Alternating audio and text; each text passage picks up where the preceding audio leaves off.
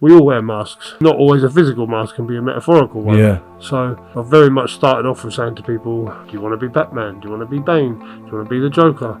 Here's a mask, put it on. And people love it. And it's a stupid, childish game to play dress up. But fuck me, it's quite powerful sometimes, you know? Yeah. For people to feel that security and feel like, actually, I can be alright. I don't have to hate myself because I'm not all bad. Listen, everybody on Instagram has seen a big bodybuilder. No one really cares today. You know, you gotta have something different. I want to help people. I want to stand out for the right reason. Yeah, stand out and then get people to look into who you are and then why. once they talk to me like yourself, then we find out the reasons behind it. You know, if the mask just gets the initial attention from someone and then they message me or they see me at an expo, oh, you're that weird dude that wears a mask, yeah, how you doing? You're that weird dude, aren't you? Yeah, I'm the weird Still one. ginger. Yeah, still ginger, yeah, decided it. I was suffering so badly inside my head, the only way to escape that was to feel something, and I couldn't feel anything from any relationship I had or any friends I had or anything activity wise. The pain of hurting yourself very temporarily drew the pain away from my mind, yeah. So the self-harm was like, the pain sort of let me know that I was still alive, and being able to feel and visually see the blood, it was a distraction from the mental pain.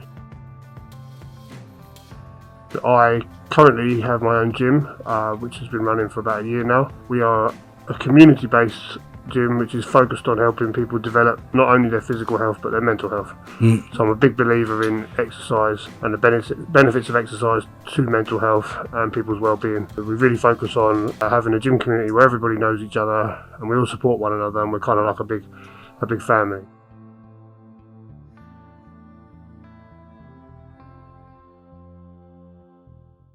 So today we have the big man himself, Mass Monster. Thanks for coming on the podcast today. Pleasure to be here, mate. We spoke, obviously, you know, little bits and stuff, but if I'm honest with you, there's a lot that I want to know about you, which, you know, I'm sure the viewers, listeners will also want to know lots about you as well. But first of all, just in a nice short sentence as such, who are you and what do you do to people that don't know you? Okay, so I am the Mass Monster, and I currently have my own gym, which has been running for about a year now, and we are a community-based gym which is focused on helping people develop not only their physical health but their mental health. So I'm a big believer in exercise and the benefits of exercise to mental health and people's well-being.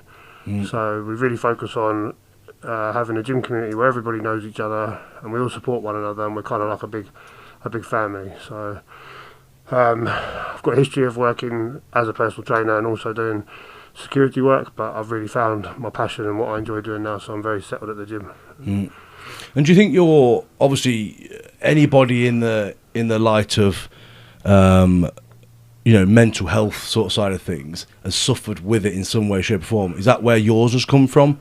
Sort of like soothing? I definitely think that exercise, more specifically training in a gym, has kept me alive.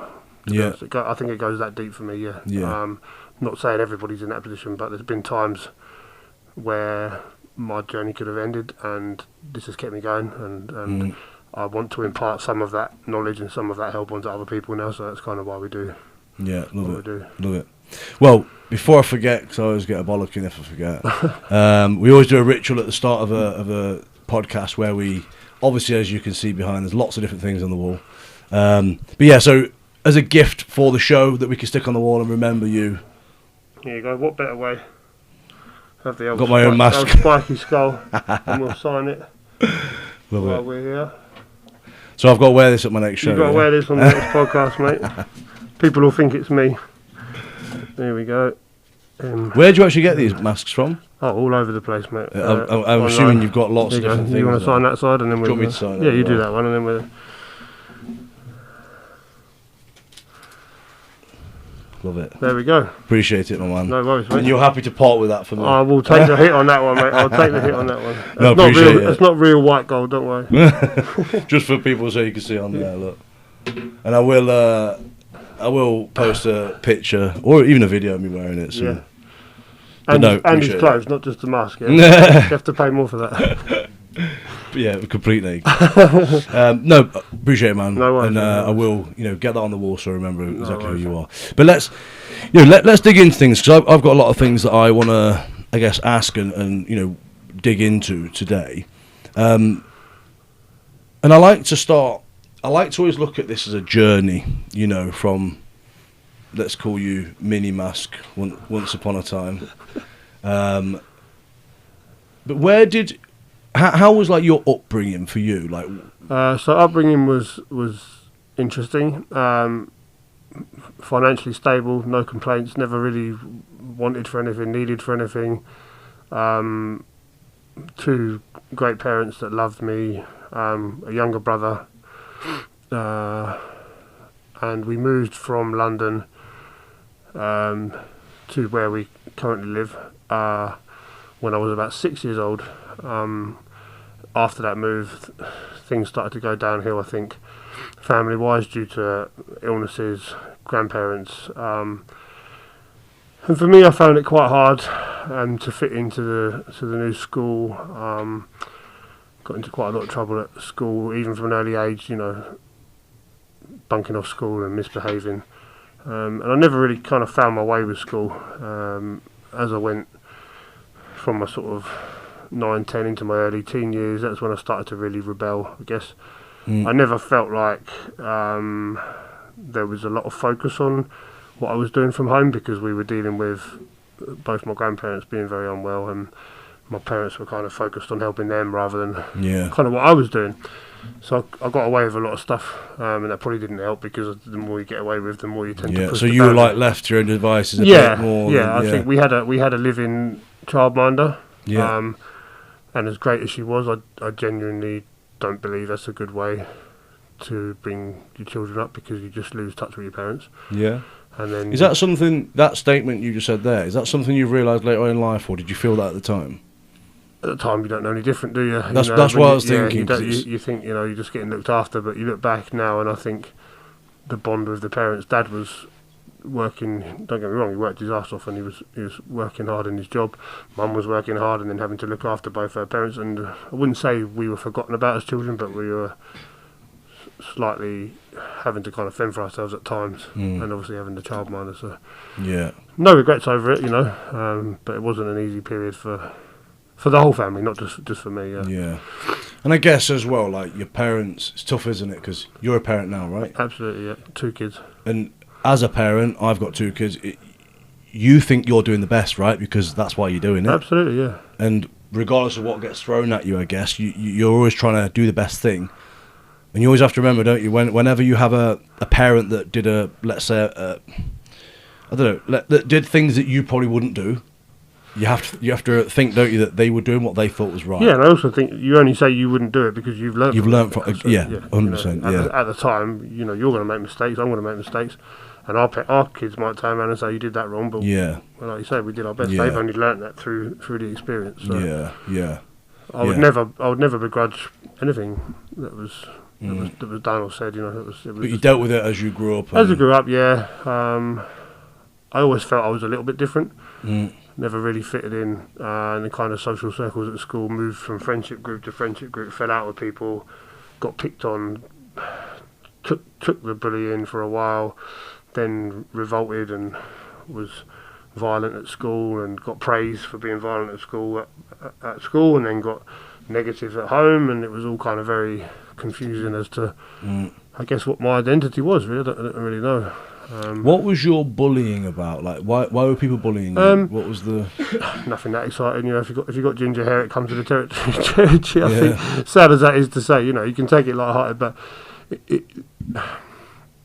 the thing about bullying is, whenever people talk about it, people always come in and go, "Oh yeah, well everyone gets bullied," and I absolutely agree with that. And it does go on, it does happen, and kids need to be tough, and you need to be able to learn to deal with people giving you shit at times, I think. But when you really, really internalise it, it's a very... So if you're an overthinker, so I would definitely categorise myself as an overthinker. When you are picked on all day at school and you feel rubbish, and you get home and you're on your own at home, you've got nowhere to go but your own thoughts. I think that's very hard. If you're maybe a slightly more robust character, so maybe I wasn't strong enough, but if you're a slightly more robust child, you kind of laugh it off and do something with your mum and dad or whatever. And even, but I didn't have that structure, so I was just alone with my thoughts, thinking, oh, I don't fit in, I'm different. What can I do? What trainers can I buy to look the same as everyone else? What bag can I get to be in with the cool kids? And all this stuff is so trivial now, but at the time that was a really big deal for me. If I didn't have a cool bag to go to school with, I'd bunk off school. I don't want to go. I don't want to be picked on. I don't want to be laughed at, you know. And also my first secondary school was in a different area from where I lived, and I'd chosen specifically to go to that school. And again, when you go to a school somewhere else where people don't know you, everyone else already had their friendship groups from their primary school. Yeah, so you're then trying to fit into that. Yeah, absolutely, yeah. So when you're different in so many ways, I think it's quite hard, but taught me a good few lessons anyway. Yeah. It's so tough, isn't it? Because I often think as a parent nowadays, because I am, and you know when you look at you growing up there, and then it's so hard, isn't it? Because when our children grow up, I mean, I don't know how old yours are, we go through that in a minute, but you want to make sure they are resilient, but also treated well. Yeah, you want them to be safe. That's the ultimate. And it's weird, isn't it? It's like, but then when we were growing up, we just didn't know. You don't understand that balance. No, not at all. And my kids are 16 and 7, and sometimes I talk to the youngest one. I say, "Oh, how was school? Was anybody mean to you?" And if she told me that someone was mean to her, I'd be angry. But that's because I'm her dad and I love her and I want her to be safe. But in the real... And also it's what you suffered with. But in the cold light of day, really, that's just normal for 7-year-olds. Of course it is, yeah. Oh, that's not how you play this game, or you're not my friend today. It's or you normal. stink, or you got a big nose. Yeah, it's normal, isn't it? But as a dad, you go, oh no, my poor kid, I want to protect him, you know? Yeah. But like you say, you have to make him a bit resilient, so... Yeah. Well, it's like the other day, my daughter told me, after my hair transplant, it doesn't even look better. Do you know what I mean? But that's bullying, right? That is bullying, man. You know, but that's why I shaved my hair, because I don't want to have ginger hair anymore, get picked on. This is a little bit of a giveaway. Yeah. That's a stick on. But you know, but that's the thing, isn't it? So that is bullying. Yeah. But put that in the wrong circumstance. Yeah. Again, it's like, you know, I mean, obviously it's like calling someone fat or someone skinny or... You know, it's all contextualised, isn't it? Yeah, it's off the cuff comment, but actually it's like you don't know what that person, you know. And again, I talk about this a lot because it's something that I always try and be aware of. We don't want to build fucking snowflakes in the world. No, absolutely not. But we also need to be aware of other people's circumstances. You know? And understand that, when people are feeling a certain way, a small comment can make a big difference. That's it. It might not bother you, but one thing I will say is that with the introduction of social media now, I think dealing with all that crap when I was younger has made me more resilient on social media. Yes. Like if someone puts a stupid comment or a negative comment or a hater or calls me names on Instagram, I'm like, cool, you took time out of your day to do that, no worries. Take care, you know. Whereas if I was not sort of conditioned to deal with the abuse, it might affect you. You don't know what would happen. It might affect you more.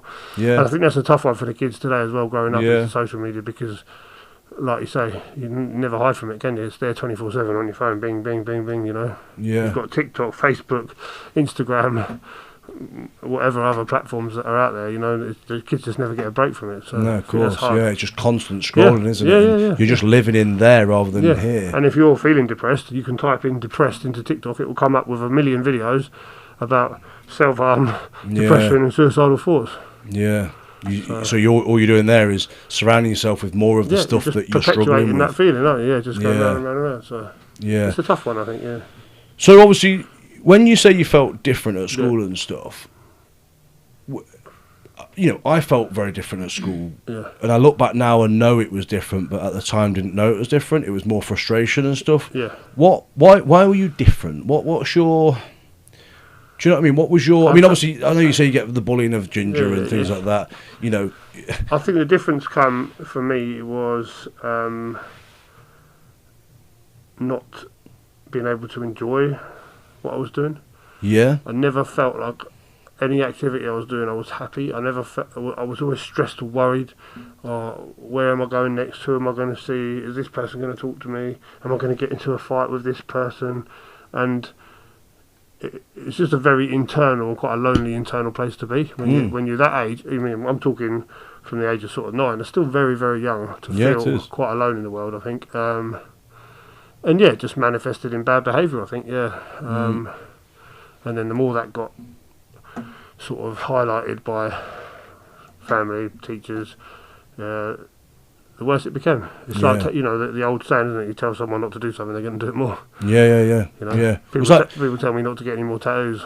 So you're going to get more, yeah? Well, I don't think I've got any more, have you? I mean, I've not seen you haven't seen me strip naked. Yeah.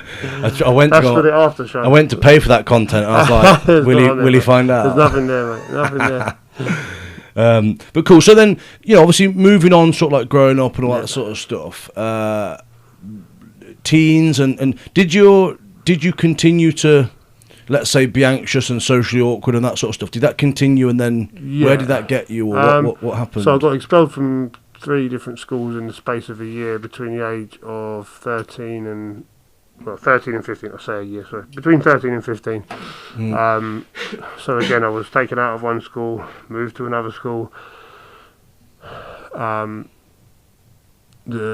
reason I got expelled from the first school was for smoking cannabis at school, which was frowned on at the time, as it would be now. I think it's quite normal now. probably happens in all the schools. But at the time, it was a big deal. And the next school that we went to, I actually remember going for a meeting with my mum and the headmaster, sitting in an office room with him, much as we are today, and he said to me, "I'm not sure I want you in my school." Bear in mind, I was 13. And I said, "Oh, wow, okay." And he said, "I don't want my school infested with drugs." And my mum looked at me and I thought, I look back now and I think, I wasn't fucking Pablo Escobar, do you know what I mean? Yeah. I wasn't selling kilos of weed out the locker room, I was just smoking a joint with my pals. Alright, it was wrong and I messed up, but to go into a new environment with that prejudgment already there, the first day I walked into school, the girls came up to me and they went, "Oh, you're that new kid who got kicked out of school, aren't you?" Well, yeah, I am, but that's kind of how it went. So let's say I didn't last very long. I think that as an incident as well, though. I'm not trying to be too PC and snowflakey, but that is all the stuff, isn't it? That people do. They don't realise they're traumaing you even more. Yeah. They're ruining your what's already, let's say, half broken anyway. Yeah, absolutely, yeah. And it's just it's insane, isn't it? But that teacher, I'll never forget him. Yeah. Because it made me feel like I was not going to be welcome from day one. Yeah. And then... I mean, nowadays, he'd be locked up for that, probably. Yeah, you can't say stuff, but, But, I look back now, but I think at the age of 13, you're still a child. Yeah. You're still learning. It's tough. And if you already struggle with fitting in socially, then you're going to make you more anxious. Yeah. Oh, my God, everyone thinks I'm a bad person. Yeah. They already think I'm bad, so what should I do? Fuck it, I'll be even worse. Yeah, well, yeah, because you don't understand the programming to So I'll walk around the school and light up a cigarette because I don't care.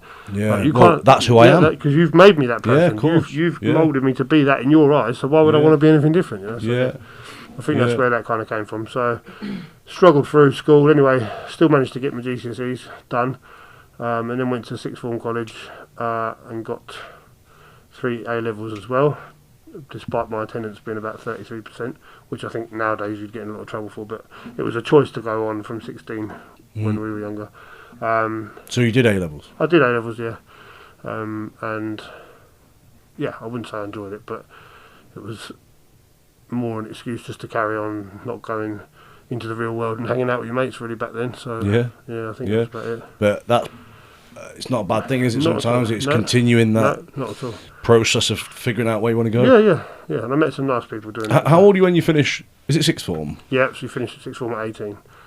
Yeah. And then how was it like from then for you? I would say 18 would be my toughest. Leading up to the age of 18, I think 3 or 4 years, my mum, bless her heart, she suffered with severe mental health trauma.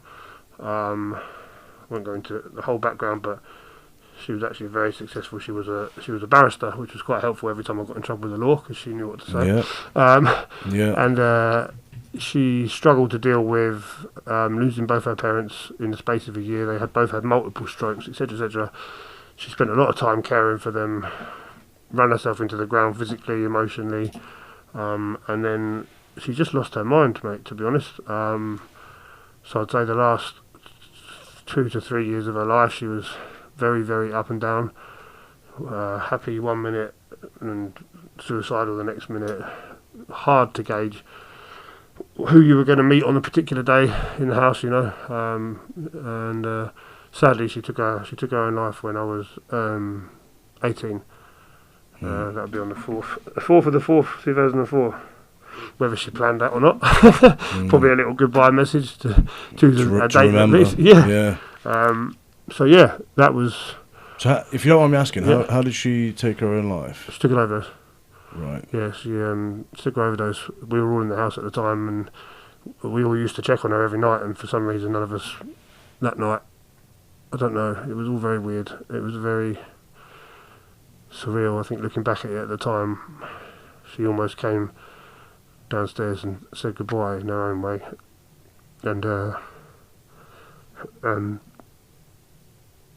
I think none of us just picked up on it, what exactly was going on, and then the next day that was it. So that was quite a tough time.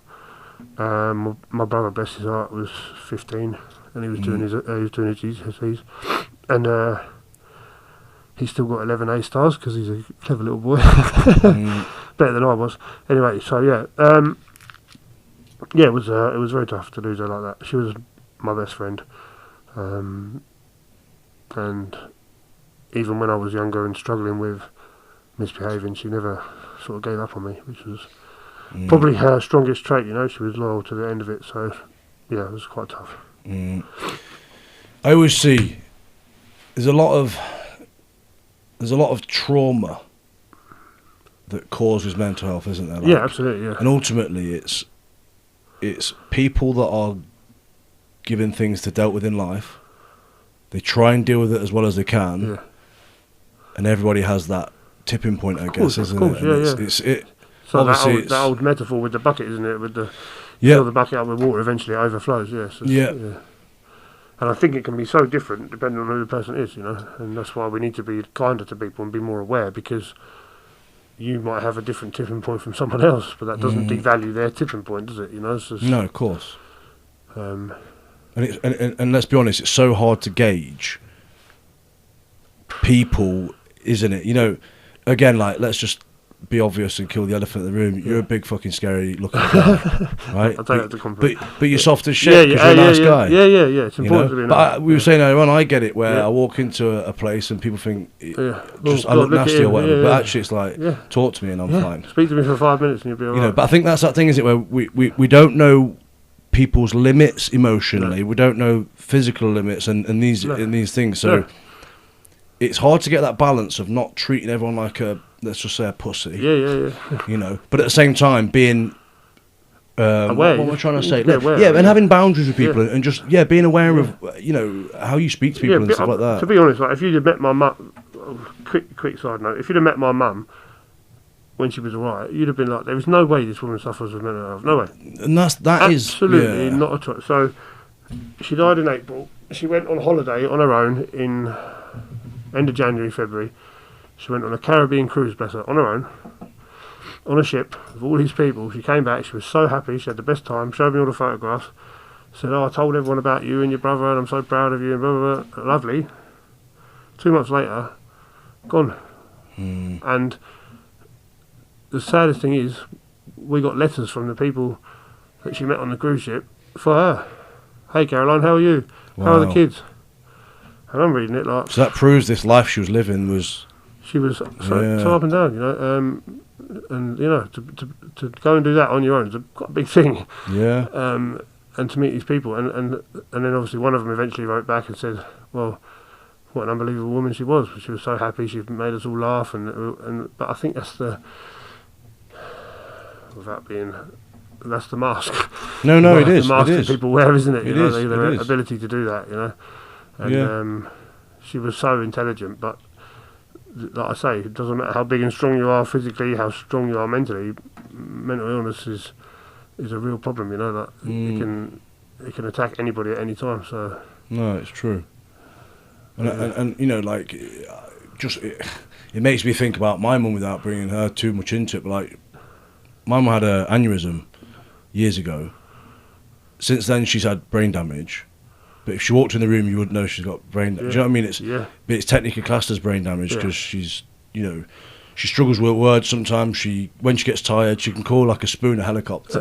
Obviously, we laugh at it because it's funny. Yeah. You know, but then at the same time, because of that, she's over years felt like she can't achieve what she wants to achieve because she got taken away the job that she loved, which was being a nurse. Right.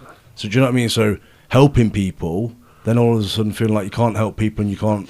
Yeah. Do you know what I'm saying? And you need other people to help you as well. Yeah, Hard, so then it's taken away from, and it just makes me think about that, because I know that my mum puts a front on because parents do. We all do. We all do, and you know, I think it's it's tough, isn't it? Because obviously you want people to put a front on, because that's that whole standing up for yourself, isn't it? Yeah. And it's a little bit like, you know, making a different scenario out of it, but it's a little bit like someone getting bullied. Well, if they stand up to that person, that's putting a front on ultimately, but that's what you need sometimes, because it's like, look, don't bully me, and actually that's sets a boundary, doesn't it? Yeah, of course, and that is that whole, like you say, putting a mask on, but for a positive reason, but then you don't know when people are doing it for to hide something. Yes, and that they're deeply hiding. Yeah. So, you know, obviously, I appreciate it's a tough subject, but I appreciate you obviously talking about it. But being 18 and losing your mum, I couldn't think of what it feels like now, let alone being 18. Like, what did it do to you? Do you know what I'm trying to say? What was your next? What was your next sort of like look of life? I had absolutely no sense of direction, want to progress. I was working Monday to Friday to earn enough money to go and get shit-faced on the weekend and get into fights with people. I didn't care about myself. I didn't really care about how I felt. I didn't have plans for a job or more education at the time. I spent probably the next year just in a very dark place, getting into trouble. I'd already been in trouble with the law previous to her passing. I think my first conviction was when I was either 16 or 17, so it's not an excuse, we all do our behaviour ourselves, but it was around that time of watching her suffer that I was going out drinking to forget how it felt. Because when I was drunk, I didn't feel it, and I was, Jack the lad, let's have a laugh, come on, let's get some. And then getting into a fight, for example, getting arrested, and then going to court, and I'm like, do you know what? I don't really care. Lock me up if you want. I don't really care. Deep down, I really didn't give a shit what happened to me. I'd have been happy to be run over probably at the time. It was no, like I say, no direction, no fear, nothing. Yeah. And I live with that now. This the no fear thing. I ain't scared of anyone. I'm not a big Mr. Tough guy, but I don't fear death. I don't fear pain, because I've fucking been there. To me, it can't get any worse than that. There's no mental or physical pain that can really ever come close to that, other than if it's to do with your own immediate family, your children or whatever. Then But so it taught me some things. Took me a year or so to kind of get my head a little bit straighter, and then I decided to move away because I was just heading for jail or death, to be honest. So I actually spoke to my best friend at the time, who'd actually gone off to university. And I said to him, "How is it?" And he said, "Yeah, it's good, I enjoy it, I like it." I said, "Mate, I need to get out of where I'm living, I can't, this ain't going to end well, So he said, "Well, why don't you come and join me? See if you can get into a college in the same town, and we can go from there. We can be close." Because he was my pal at the time. He was the only one that really was there for me. So, sorry, not to discredit my other friends, but he was my closest mate at the time. Yeah. He's the one I would sit with when I was looking into the stars at night, trying to find her, and all the rest of it. Talking to her and all that. He was there. So I did. So yeah, 2000. October 2005, I packed my bags and went to university, And that, I guess, was that your way of, in a sense, running away, but in a positive way? Because I guess it wasn't. It wasn't positive. No, because I ended up just doing the same in the new town. Right. I had a perfect opportunity to reinvent myself as a nice kid with, and do my studies, and I didn't. I just fucked it all up the wall by being an idiot, getting drunk, and doing the same shit as I was doing back at home when I got there, getting into fights with other students and all the rest of it, nonsense. Blackouts, getting arrested, it just took me out of where I was, put me somewhere else, but behaved exactly the same. Stupid, but yeah. So you went to university, and obviously, as you say, it wasn't exactly the best. You didn't make the best choices when you was there. Nope. But what would you say? Because I mean, obviously, I gather this dragged on, didn't it? This whole, because ultimately it's programming, isn't it? Like it's the way. Still there now, mate. Yeah, well, it is, and it's the way you were programmed. Just push that a little bit. Yeah, it's the way you're programmed. We all have programming, right?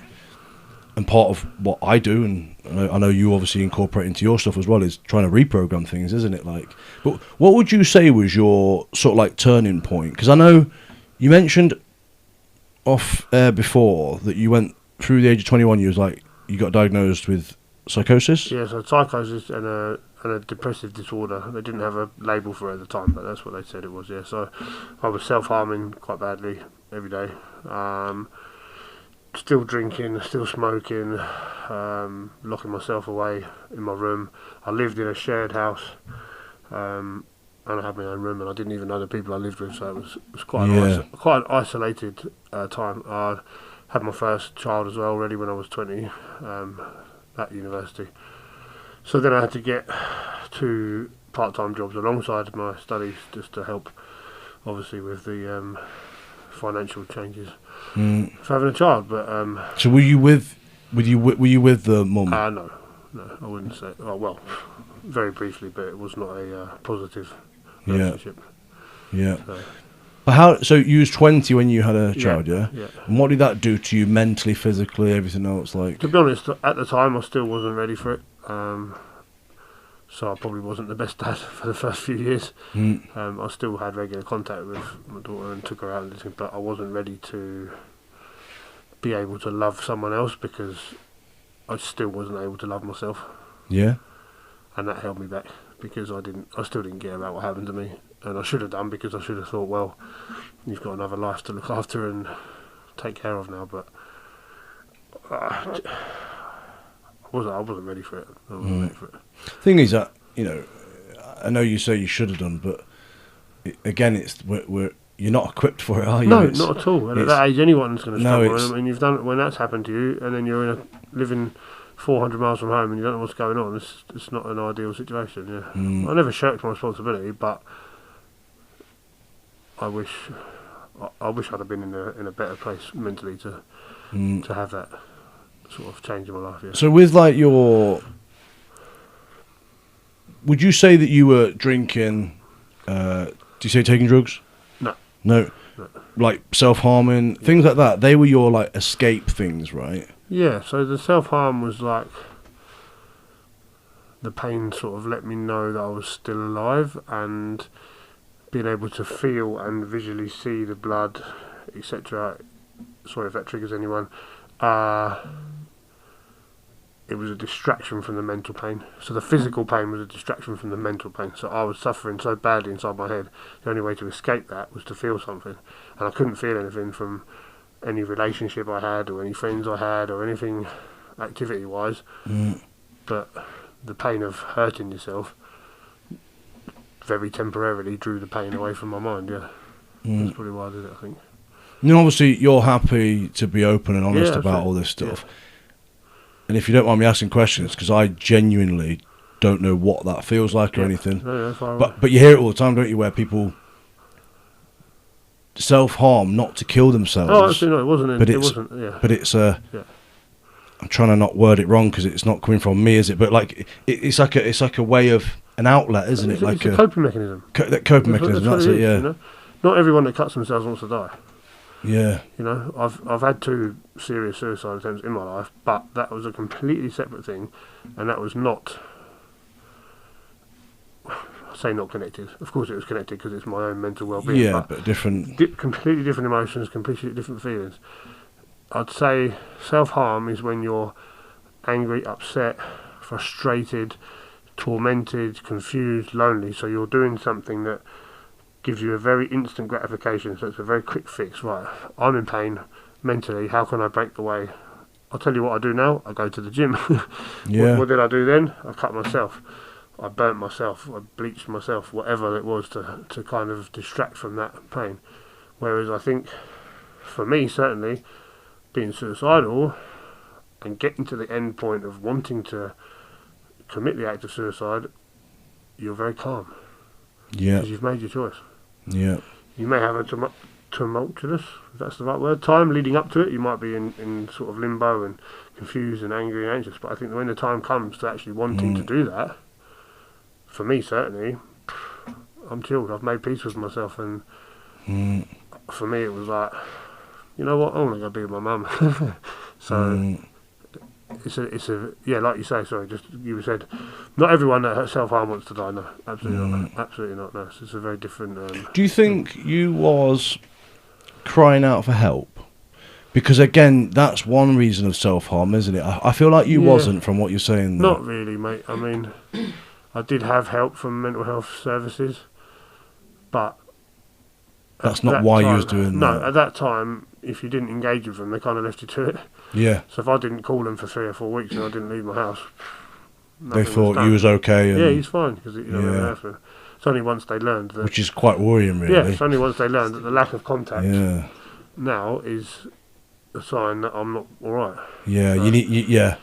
Not telling them how to do their job, but you need touch points. But they did what they thought was best at the time, you know. But it was a kind of weird setup, because it was an early intervention psychosis team, so they want to get into that before the psychosis gets bad, and they had a sort of a base, like a surgery, but it wasn't a drop-in place. So if you were in crisis, you couldn't go to them and help. Yeah, you had to ring a crisis team, which is completely separate. So what was the point? And let's be honest, when you're in that bad place, you're not going to do it. That's not. You're not going to do it. Yeah, you know? But I think they have changed things now. Absolutely, nowadays. I mean, we're going back 14, 15, 12, 13 years now, from when I started with them. So things are much better. Yeah. So, obviously, like, I'm trying to understand this, because, like I say, I love to learn this stuff, but I also think that people can learn from this, because there may be people that have felt like this before, or it might be coming for them. They don't know. I'm not sure. But that feeling of self-harm. Yeah. You are trying to, like you say, get that relief of how you feel. Yeah. So that's a little bit like taking drugs and drinking, right? Of course it is. It's that whole, like, I'm going to run away and do this. And in the same as that, I think it's an addiction. Yeah. Because I used to do it every day. Yeah. And I wasn't sad every day. Yeah. But you get used to how it feels, how it looks, and it's like... Have you got, like, scars now? Yeah, mostly covered up by tattoos, but you can see the scarring on the hair and up on the bicep here, the legs as well. Yeah. And did you hide the scars? No. And is that because People you just didn't care? I didn't care, mate. I didn't care. Yeah. People say, "Oh, what have you done? What have you done to yourself?" "Oh, I got scratched by a cat."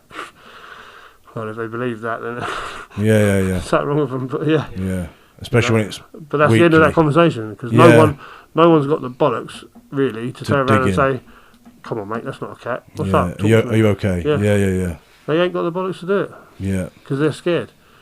It's fucking weird. I know you guys can't hear me, but with us, when we see that, we're like, we're going to check up on that person. Yeah, of course. Most people don't. It's fucking weird. But they're scared to. And I don't know if you've ever worked with Mind, the mental health charity. I know of it, but I've never. So they do a stop suicide pledge.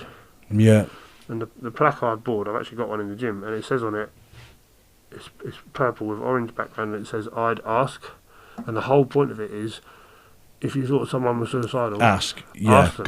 Got you. Because some people don't do it because they fear that if I ask you if you're suicidal, it might it's make you push suicidal. Yeah. But actually, it won't. No, you know what? It's so simple what that says, but it's so true, isn't it? So true.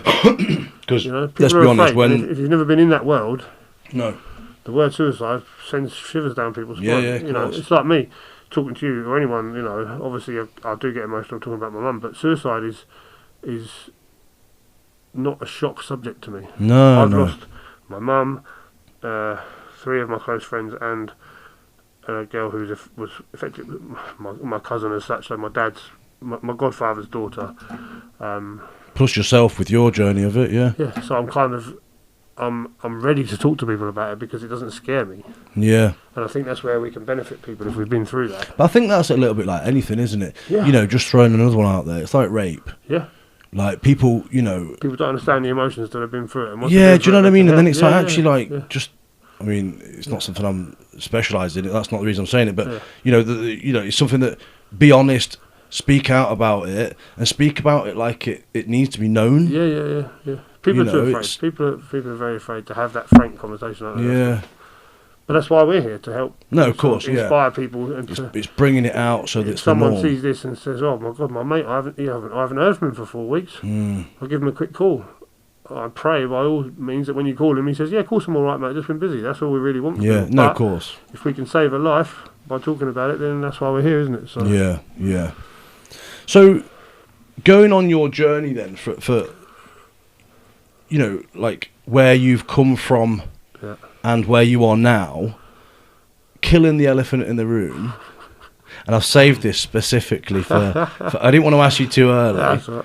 But why do you wear a mask? I mean, I am a very good judge of character, and I think most people might know from your your life story, but actually tell us like why you wear a mask and what it means and what it's about. Okay, so there's several different factors behind it. Initially, it started as I would say like a tool for dealing with some mental health stuff. So I always say to people, if you suffer from poor self-image or self-loathing, or you hate the way that you look, you don't like the person you are, you feel like you're not worthy, put a mask on and you can be whoever you want. Yeah. It might only be for half an hour, but it might give you that little break in that cycle of negativity that you need to be like, actually, I can do this without a mask. Yeah. We all wear masks. It's from a film, isn't it? We all wear masks. But we do for different reasons. But and different. Not always a physical mask, can be a metaphorical one. Yeah. So I've very much started off with saying to people, do you want to be Batman? Do you want to be Bane? Do you want to be the Joker? Here's a mask, put it on. And people love it. And it's a stupid and childish game to play dress up, but fuck me, it's quite powerful sometimes, Yeah. For people to feel that security and feel like, actually, I can be alright. Yeah. Yeah, I don't have to hate myself because I'm not all bad. Like, I guess, that ties in with the gym a little bit. Why do we train? We train to look a certain way because that's kind of our shell, isn't it? It protects us from feeling weak or feeling like a failure. Kind of started off with that, and then decided against my wish at the time to start an Instagram account. I think we're going on 4 years now. And my mate said to me, why don't you wear a mask? You do it anyway. You do it in the gym. Why don't you make that your character? Why don't you make that your niche, Listen, everybody on Instagram has seen a big bodybuilder. No one really cares, do they? You got to have something different. I want to help people. I want to stand out for the right reason. Yeah, stand out and then get people to look into who you are and why. Then once they talk to me like yourself, then we find out the reasons behind it. If the mask just gets the initial attention from someone and then they message me or they see me at an expo, oh, you're that weird dude that wears a mask. Yeah, how you doing? You're not the ginger dude. No, I'm not ginger anymore. You're that weird dude, aren't you? Yeah, I'm the weird still one. Ginger. Yeah, still ginger. Yeah, decided it. That's kind of where it came from. Also, it's kind of a job, and we all need time to switch off from work. Yeah. So it gives me that anonymity. Yeah. And it gives me that ability to limit my interaction with people if it's needed, because being big and strong, I still need to take care of myself. Yeah. And the other people in my life. So I feel that social media is very, very intrusive in terms of people putting stuff on there about the kids, where they are, some of the people I know that live in the dark world used to use Facebook to find people because people would post on there every 5 minutes. Yeah. Well, I'm going for lunch. Ting, this is, and drop a pin. Here I am. Well, if you don't want to be found, mate, probably don't be doing that. Yeah. So it's go on holiday. Yeah, well, house is free. Your house is gone. Yeah, but no, it's true. It happens. People don't think about it. No. So it allows me to go to the expos, to come on here, to speak freely, and not feel like I'm hurting myself, because this is my this is my character. Yeah. This is who I want to be, and this is who I think other people need me to be. To serve the purpose of your story. It gives me the strength to help other people. Yeah. Plus, it's quite cool, man. They're all different kind of masks, but like, I go to raves all the time, and I wear a mask the whole time when I'm there. People look at me, and some people come up to me and they're like, "Why the hell are you wearing a mask, dude?" And I'm like, "Why not?" And they're like, "Yeah, fucking safe. Yeah, why not? Cool. Yeah." Well, why'd you ask? You all wore masks in COVID, you silly fuckers, didn't you? That's a point. Did you wear a mask? No, I refused, mate. I had an exemption because of my anxiety, so I had a lanyard. I didn't have to wear a mask. But surely There's some irony in that, mate. There was some irony in that. But then you're also not going to put one of them masks over your mask. Oh, no. Ruin the look, mate. I don't want to ruin the Rick, mate. You know what I mean? Spend money on these. That's right. So yeah, it's a deep rooted thing about helping people basically and helping myself. You know, it works for me and it works for other people. It's at the end of the day, it's a statement, isn't it? Like, and like I say, I judged it as that, which I'm a good judge of character, but it also shows that you're giving out the right message. Yeah. It's not about looking aggressive like this. I mean, this one's cool, you know. And I've got pink ones, I've got flowery ones, I've got all sorts of different ones, you know. How many masks have you got? Oh, but more than 100. Really? Yeah. We want the exact number. Nearly as many as a pair of trainers I've got too. Jesus. Yeah, bad times. They're all on the wall at the gym.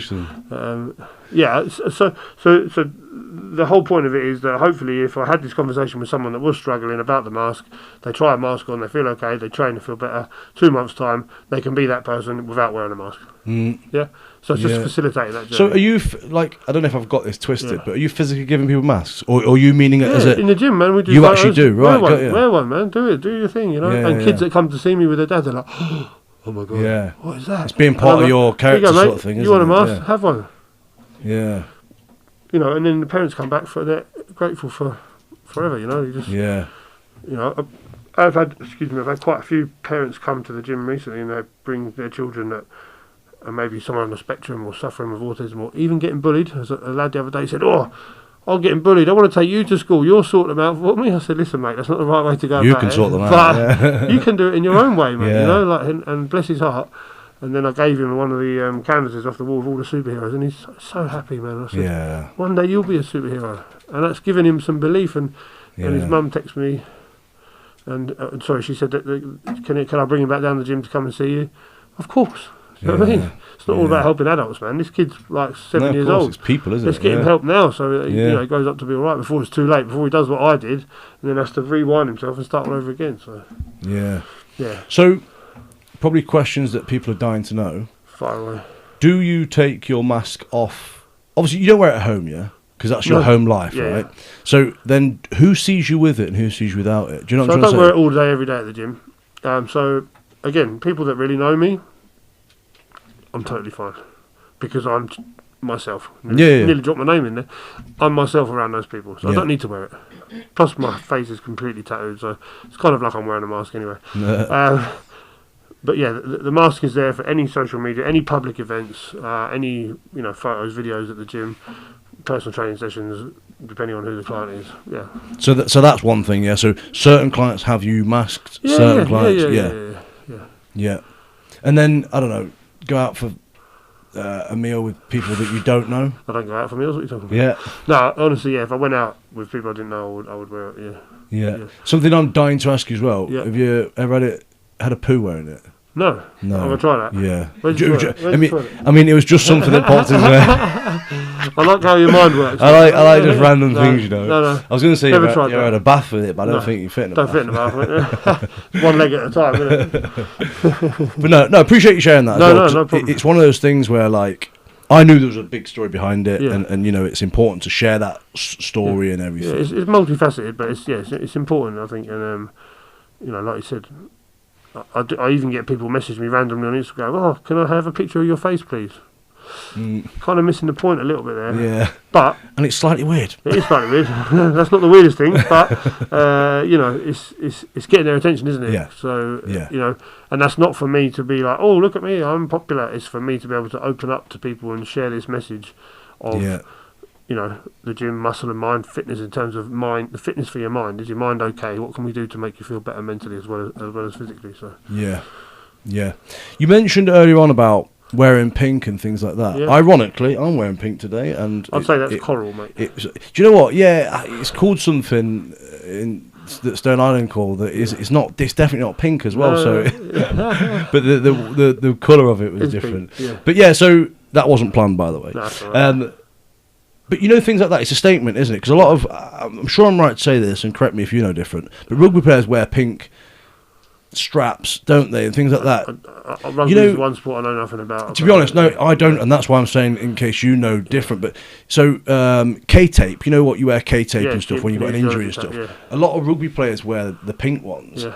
but it's more of a statement thing to be like, I'm a big rugby player and I'm wearing, let's be honest, what's known as a girl's colour. That's right, isn't it? Yeah. I mean, and is that sort of like what you're? Absolutely, yeah. I mean, I love the colour. Don't get me wrong. No, I was going to say that it's not a girl's colour. In terms really. of all the branding and the gym is literally painted pink and black, and it works. People remember it. But yes, it makes me laugh when people say, "Oh, wouldn't have you down as wearing pink." Well, why the hell not? Like, Isn't that though, as a statement, just insane? It's really bizarre. You know what I mean? I mean, don't get me wrong. It's like going up to a girl in a blue dress and saying, "Why are you wearing a man?" Yeah, why are you wearing a boy's? Men's dress. I mean, nowadays it's probably true. Yeah. Well, Do you know what I mean? It's yeah. like, there's all sorts. We ain't judging, mate. No, there's all sorts of what you can say. Let's not go down that route. Yeah, go on. But no, it's funny, isn't it? Because my kids, I often not question them, but I analyse how they answer things or see things. Yeah. I'm not going to go off on the gender stuff because that's just insane. But you know that whole world that's coming in where years ago it was like blues for boys, pinks for girls, right? My children say that because it's just what they see and what. Do you know what I mean? You're not putting it on them. Yeah. But it's not something that. Let's be honest, it's not something that should be right because it's not right. It's a bloody colour, man. It just doesn't make sense. No. But then obviously you've got the next, stuff that's coming through now with whether you are a boy, you're a girl, you're this, you're that, and the other.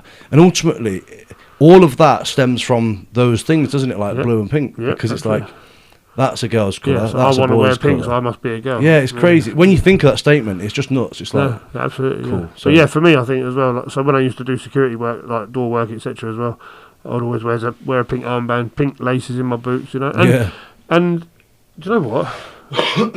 Quite often that was an icebreaker. No, of course. Some drunk lads turn up at the door. Oh, I'm like, all right, lads. You've had a little bit too much to drink. Oi, why are you wearing pink? You big girl. Oh, I like pink. What's the matter with you? Yeah. And then they look at you and they go, you know what? Fair enough, mate. Shake hands. See you later. So we haven't even got into an argument. Yeah. There's 9 times out of 10 you get into arguments with people if you refuse them, but they were, people will be absolutely fine. Yeah. Just walk away. So it just softens it all up, doesn't it? You know what I mean? It's true. It's true. You got your face tattooed and you train and stuff. People, like we were saying earlier, people judge. So anything to just throw them off a little bit mentally, then you don't get the aggression, do you? No, of course. And also, it continues you and your story, doesn't it? Of like. Let's be honest. If you punch a man wearing pink, then there's something wrong with you, isn't it? Pink's for girls, and you don't hit girls. You just don't hit girls. That's it. You just punch the girl. I mean, it can work both ways, can't it? Yeah. When we're looking at, obviously, like, what you've been through, we've built a good story here, and that's what I try to do. I think I'm getting better at it as well. You're very good, mate. But, so we built a story of, you growing up, what you went through, what you've learned, and obviously you're not just the mask idea, but your gym, your mask, and who you are is your give back, isn't it? I feel. Yeah. It gives back to other people, but it also helps me. Yeah, helping other people helps me. Yeah, 100%. To release my pain, I guess. Yeah.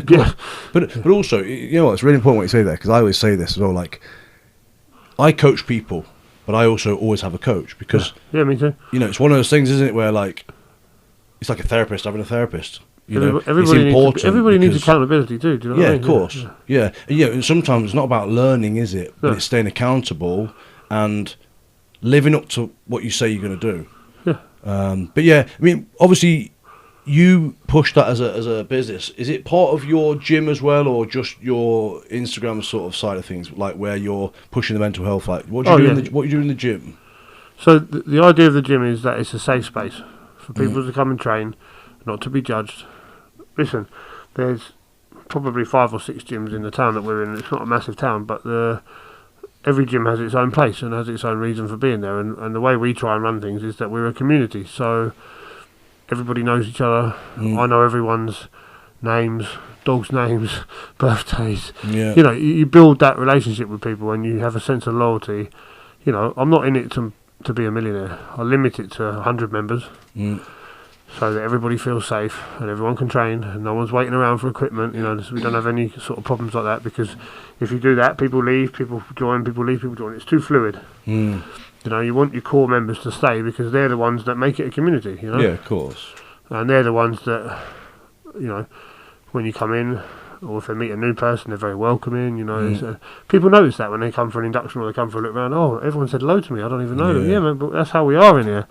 You know, it's not like a military gym or a leisure centre gym or a huge pure gym, if I'm allowed to say that, for example. But you go in there and you're anonymous. You get your training done. That's fine. They've got all the equipment you need. But it's a very different sort of atmosphere that we do. Yeah, no, but it's exactly how we are. Mate. Like and I believe it's a huge tool to be able to, help people feel comfortable and actually, live the way they want to live. We've got people all the time that will come in. Obviously, serious strength gym, right? So it says it in the name, and people come in and go, "Oh, everyone's really friendly." It's like, all the juice. Yeah, it's like I get it all the time. Yes, they're strong, but they also. But as well, like something that I say every single induction is like, speak to anybody if you want help, because everybody will help you. And then at the end of the induction, everyone's like, "Oh yeah, everyone's so friendly." I'm like, that's it. People get the same with me. They walk in and they see me and they think, yeah. And I have to be wary of that on social media as well. No, of course, because I know how I look. Yeah, I'm not stupid.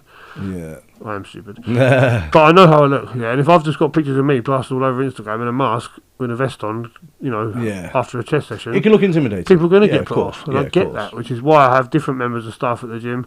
The gym is pink. Like walk in is pink. We've got pink barbells for ladies. We've got pink clips for the barbells. We've got pink cuffs on the cake. Like everything is geared towards making it a soft environment, but also a hard environment for those who want to train seriously. So we've got all the kit that we need. So you can have a serious competitive bodybuilder, and you can have a fat loss client who's in her late 50s and got nothing to do during the day, so wants to come and change their life. Yeah. And it works for everyone. So, but I wouldn't say I'm fussy, but I'm quite specific on who I want in there. Like, if I get a bad vibe from someone, it's a no. I agree 100%. Just not doing it. Do you have just talking business for a minute, do you have an application process? No. So the application is come and meet me, and if I like you, you're good. If I don't, then that's it.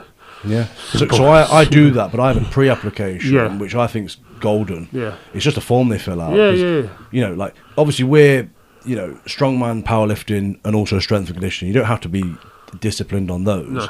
But at the same time, I always like what you're saying there with the vibe. It's so important because if you come in our gym when there's a good amount of people in there, the vibe is just fucking electric. Yeah. Do you know what I mean? And I love that, and everyone loves that. And it only takes one person to throw. I was just about to say, how important it is if you get the wrong person in, it takes that vibe different and it spirals. Yeah, absolutely.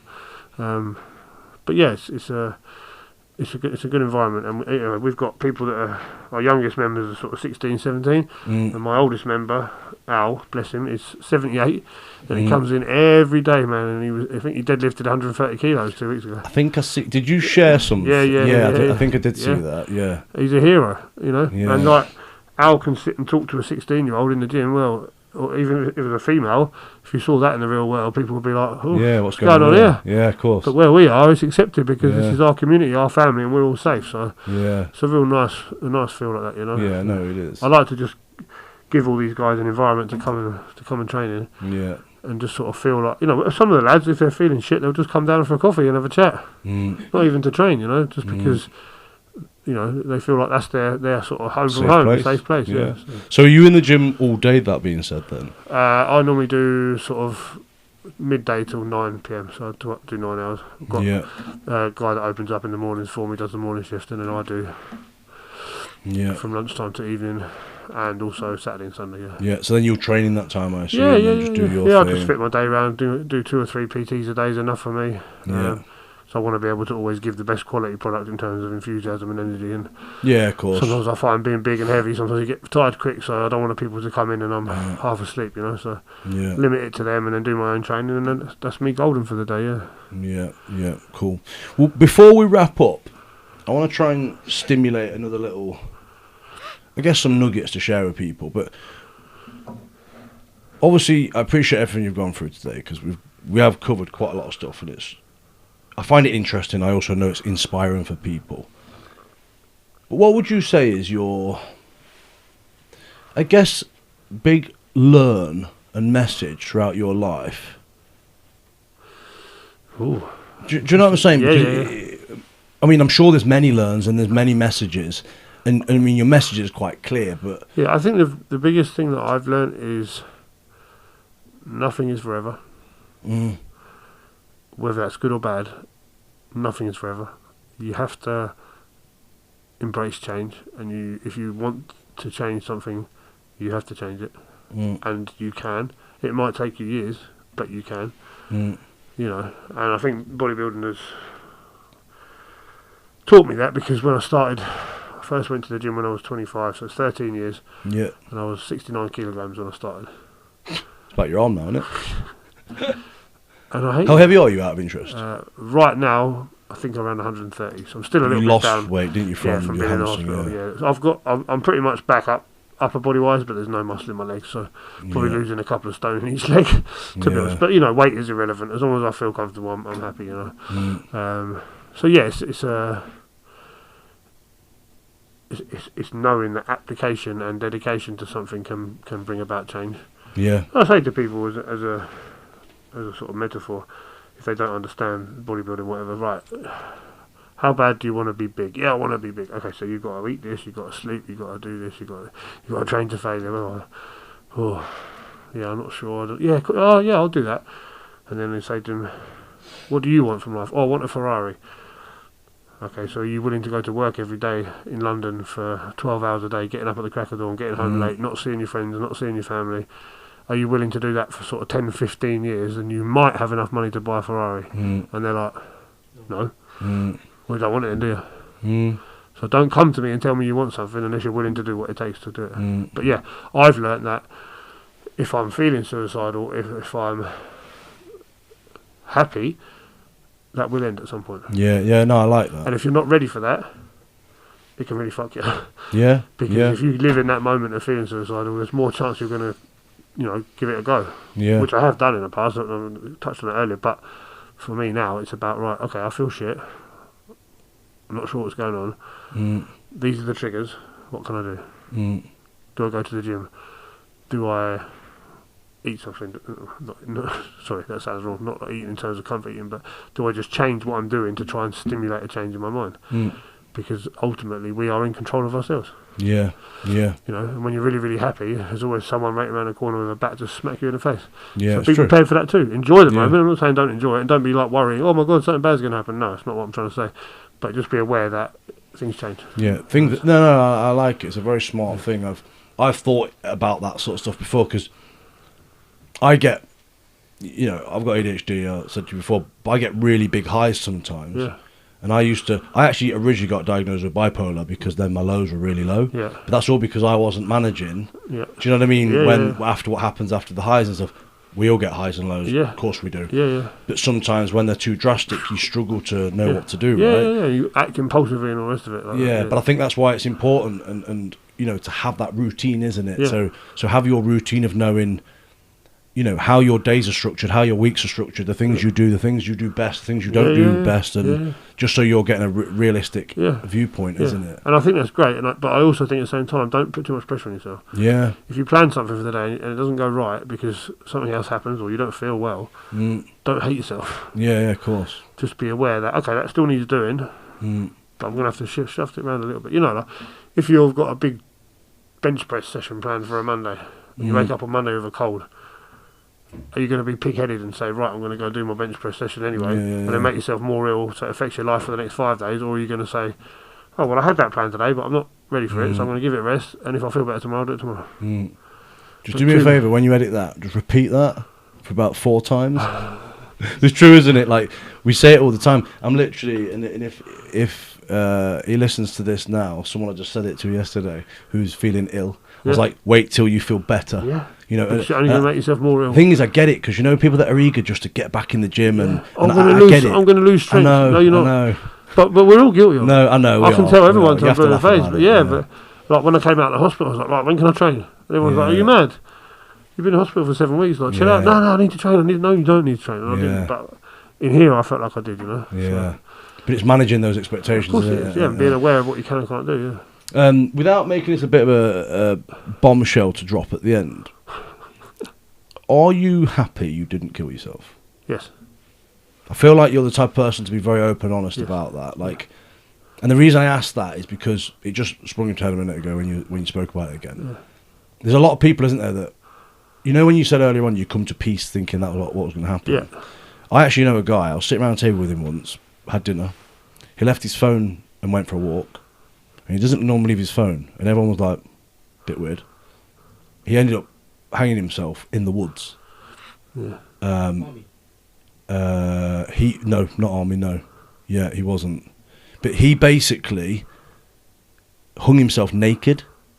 Right. And when they did the post-mortem, all that sort of stuff, and they get a, I don't know the right term, but you know, someone that analyses the mental stages of what would have happened. You know, leaving your phone, they said that would have been an obvious thing to be like, I don't need this anymore. Yeah. But then the fact that he hung himself naked as well was him saying, I wasn't happy with how I looked naked, so I'm now going to show myself to the world. And I'm going, Yeah, and he was actually heavily into bodybuilding. Yeah. And had, I forget the word. What's it called when you don't feel big enough? Oh, body dysmorphia. Body dysmorphia, yeah. So, do you know what I mean? So because he suffered from that, that all led into him making humour of himself hanging naked in the woods. It's crazy, isn't it? But you know, you think about that, like, but that's that thing, isn't it? He completely come at peace with that, and that's why he was so calm and no one knew anything about it. When someone's calm, that's when you got to worry. Yeah. I genuinely believe that. But obviously, that's one of your big learns, right? And it's something that you now can identify in other people, and also in myself. Yeah. If I start to accept how I'm feeling when I'm feeling shit, that's not a good sign. Yeah. You know, you got to keep fighting. I think that's another message. You know, you have to keep going. Yeah.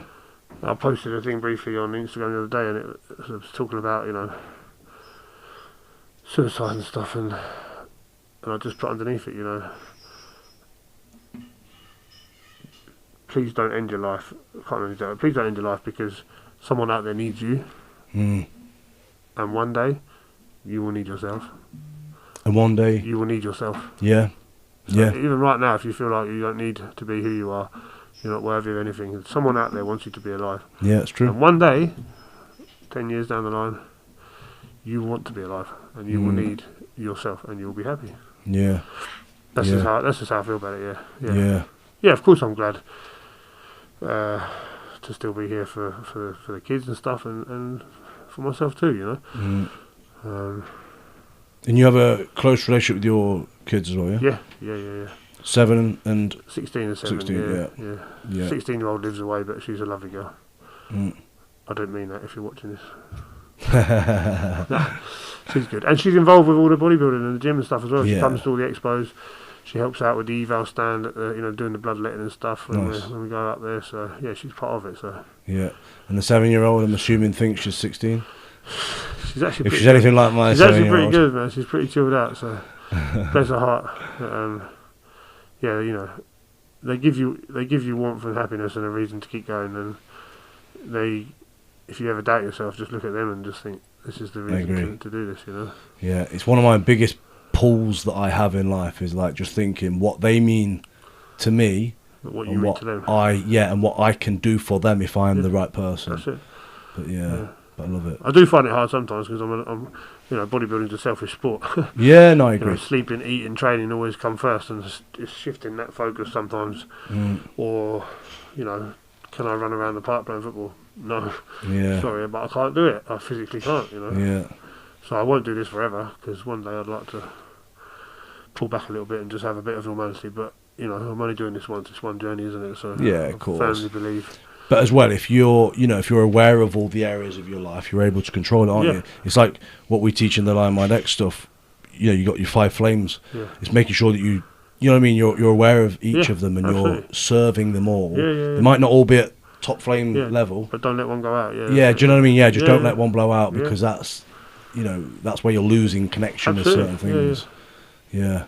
So to wrap up on everything, then, bodybuilding for you, are you getting on stage and things? Is that you, or are you more about the practicing the whole? Yeah, for me, the goal was always, well, after I met Dave Crossland, shout out Dave, I watched his DVDs, From Monster to a Freak, you know, and he got to 400 pounds. That was kind of the goal that I had in my head, to do what he did. And then obviously I met him and we spoke, and he laughed at me because he said no one ever sticks at it. Yeah. And 5 years later, here we are. We're getting somewhere. We've been bigger. Do you laugh at him now, then? Oh, you got to laugh at Dave. Yeah. He's ugly, isn't he? So you just for when you listen to this. Yeah, Dave, you know. I'm the good-looking one out of two. He's just jealous of my beard. I think is what it really is. He can't grow a beard. But yeah, that's For me, it's always about being a freak. Yeah. I don't want to look pretty. I don't, if I was a bodybuilder, I'd want to be Marcus Rule. You know what I mean? I'd want to be the biggest, weirdest looking one out there. Not I look lovely and nice. Like, that's just not my game. I appreciate bodybuilding, but it bores me to tears watching it. Yeah. It's just I feel like it's kind of very samey, but it's just my personal opinion. But yeah, for me, it's always just been about being as big as possible. Yeah. And I don't care if I'm lifting 10 kilo weights. It doesn't bother me. What I'm lifting. It's how you feel and look a certain way. You know, if I can fill out a 5XL. Top, I'm getting somewhere, you know. Yeah. I still feel small. No, but that is the chase, and as long as you keep it in a healthy manner, it's okay, isn't it? I don't know if it's always healthy. It's always no, but as in like mentally healthy, you know that whole. I still don't think it is. But that's what I always say to people. Listen, if I can help you, you know, but don't do what I do. Do what I tell you to do. Do what I help you with. Learn from what you've done as opposed. And Dave always said that to me. You know, he goes, "Yeah, I want you to get to your goal, but I want you to do it safely compared to what I did because he hurt himself. Yeah, of course, kidneys, you know, liver, heart, everything. He's struggling now. So, yeah, but yeah, he's a great friend and a great support to me. So yeah, if we can get to that £400 mark by the time I'm 40, that would be great.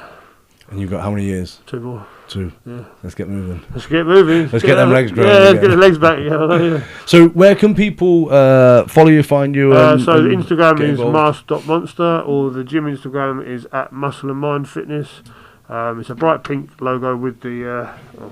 I'm wearing it. Yeah, you got it on your chest a lot. There we go, you can see it there. And the smiley faces. So if anyone wants any t-shirts, then just drop me a message, because actually I had a message from Josh Law yesterday from HR Labs, and he said every time he wears his hoodie, people ask where did he get it from. And I don't have an online shop because I'm disorganised. So just drop me a message. Drop me a DM and we can get stuff posted out there. We've got hoodies, all the rest of it. It's I'm not in this to make money. They're not expensive, but it's just about spreading that positive message. Getting the vibes. The pink smiley face everywhere is cool. Got some good photos with like the Stockman brothers last year. I gave them both a hoodie and a hat, and we got a photo together. And it's just cool, man. It's nice that people want to, you know, sort of represent that. No, cool. Again, it's not about the gym. It's about the message you're putting out there. Yeah. But I love that, man. It's good. If anyone wants to come and train, obviously we do day passes and whatever. But just come down and see what it's all about. And where's your gym located? So we're in St Neots, which is about 15 miles west of Cambridge. Yeah. Straight down the A1 from here. M1 and then A14 will take you there. But yeah, just hit me up on the Instagram and come and see what we're all about. And we will make an effort to. Get the boys down there. There we go. Yeah. Have you got any strongman stuff? We used to have. If not, you just have to put it through carries, log. I think that's about it. Yeah. Lost them all. I think. They've all been. I think I had to get rid of them to fit more machines in. Yeah. Well, I've got two ladies that want to do their first ever strongwoman comp next year. Really? So yeah, it should be interesting. So the last one I did, I prepped her and she won, so she's buzzing. So, I do love all that. I'm not into it myself in terms of training, but such a good vibe, man. No, it's the achievement, isn't it? Like just being there, just everyone being so positive and helping each other. You know, bodybuilding I find can be a little bit clicky, bitchy as well. You know, yeah. Come on, man, no one cares that much. Like help each other. Strongman is one of the ones. I'm pain to say it, but it's a bit like CrossFit. Yeah. But you know, CrossFit is one of them ones, isn't it, where they're all pushing each other. Strongman, I feel the same. Yeah, it is absolutely. You know, it's very. Like my friend said when she went, she was so nervous, and then within 20 minutes doing the first event, everyone's like, "Come on!" And she was like, "Wow, I'll fit in." Yeah. And now she loves it. She fits in. You know, she found her little place where she can. She's a big girl, but she's strong, powerful. And she loves it, absolutely loves it. So, it's been a good experience so far. So. Yeah, appreciate it. But, mate, thanks a lot for sharing your stuff. No worries, man. It's a pleasure. Thank you for having me. Thank you, bro. I know people will take loads of nuggets away from it. So if anyone wants to know anything else, just ask. I'm an open book, so if there's any more questions or if you're struggling, reach out and we'll do our best to help you. And as you've already stated, always talk. Always talk, man. Always talk. Appreciate it, man. No worries. Thank you very much. Thank you.